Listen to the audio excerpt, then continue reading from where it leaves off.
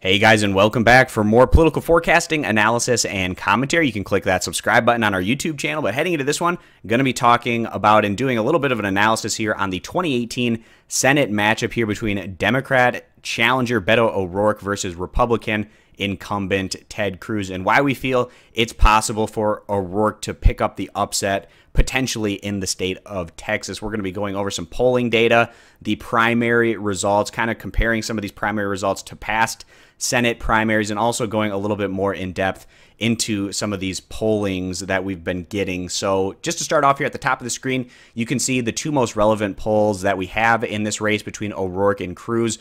Cruz just ahead by single digits right now, which isn't that great for an incumbent, especially for an incumbent in the state of Texas, not to be even polling over 50%, Cruz getting 47% in each poll. And in terms of the accuracy of these two polls, you definitely put more weight into the Quinnipiac poll. They have a better rating in terms of their accuracy and the funding and stakes they go into with these polls to have them be more accurate in comparison to JMC Analytics. Quinnipiac, their sample size is about twice the size of the JMC Analytics poll, so you put a little bit more weight into that, and that one is the one where we have it a little bit closer here with Cruz ahead by 3 percentage points, and then the JMC Analytics more recently has Cruz ahead by 7 percentage points, but very close to within that margin of error. And the fact that Cruz has way more name recognition than the challenger O'Rourke, and just having a single-digit lead for an incumbent means that there's plenty of time for O'Rourke to potentially close this gap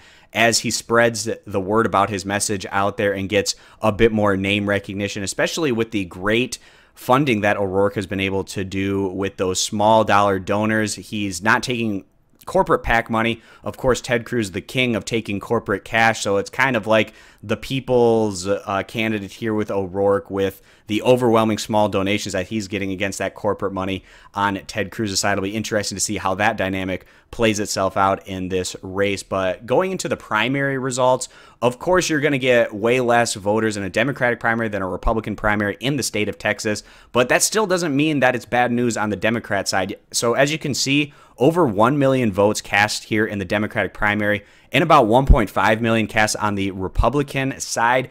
And we compare this to historical data. We're going to go over here to the 2012 Senate primary, and you can see on the Democrat side, you only had 236,000 primary votes casted here in the runoff, so we're about 750,000 more votes this go around, and then on the Republican side about 1.1 million, so about 400,000 more on their side. But even more relevant, more recently, we go back to the 2014 primary result, and you can see on the Democrat side 510,000, so over 100% more turnout in the Democrat primary just 4 years later than the last Senate primary that we had in the state of Texas. That just shows you the enthusiasm gap right now between Democrat voters compared to Republican voters.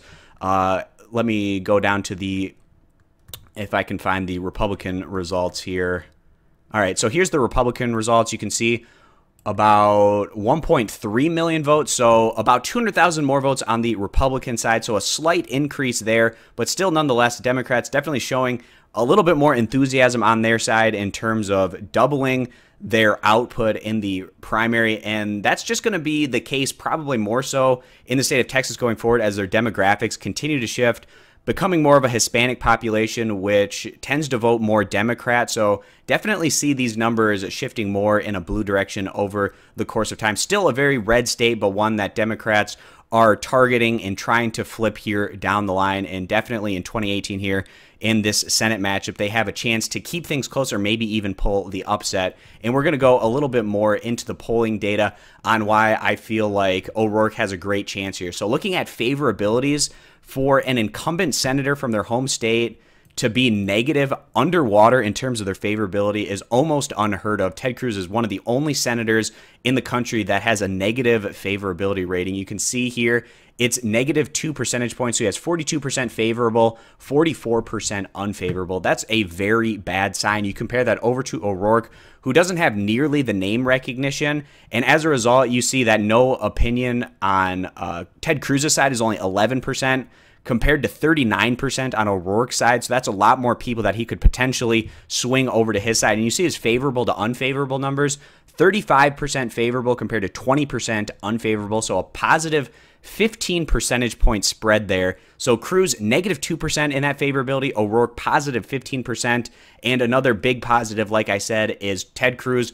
Only 11 people have no opinion of him compared to O'Rourke, who have 39% with no opinion of him. So that's a big gap between those two numbers, where O'Rourke gets his name out there, gets his message out there, a lot of people that he could potentially swing to his side, and the polling is already extremely close between these two, within the margin of error in that more accurate Quinnipiac poll. So that's great sign here on the Democrat side, with O'Rourke already having it be so close between him and Cruz, with 6 months left to go, where O'Rourke is continuing to work tirelessly, going through all of these areas of Texas to spread his message, and he's definitely making a lot of inroads to already make the polling so close, and we still have quite a ways to go before this election result. So, of course, the incumbent here, Ted Cruz, has a lot of the systemic advantages with that name recognition. He takes that corporate money, so that's definitely going to help him out with paying for those advertisements all over the internet and on television. But O'Rourke, he has a great base of small dollar donations. He's been raising tremendous sums of money through those small dollar donations, and he's definitely going to be able to compete with Cruz, it looks like, in terms of the financing on his side. And also, another positive is the Democrats had a 100% increase in the turnout in their primary. The Republicans, a slight increase on their side, but still, we can see a lot of enthusiasm on the Democrat side, and also a state like Texas, where we're seeing those demographics shift more so to the blue side of things.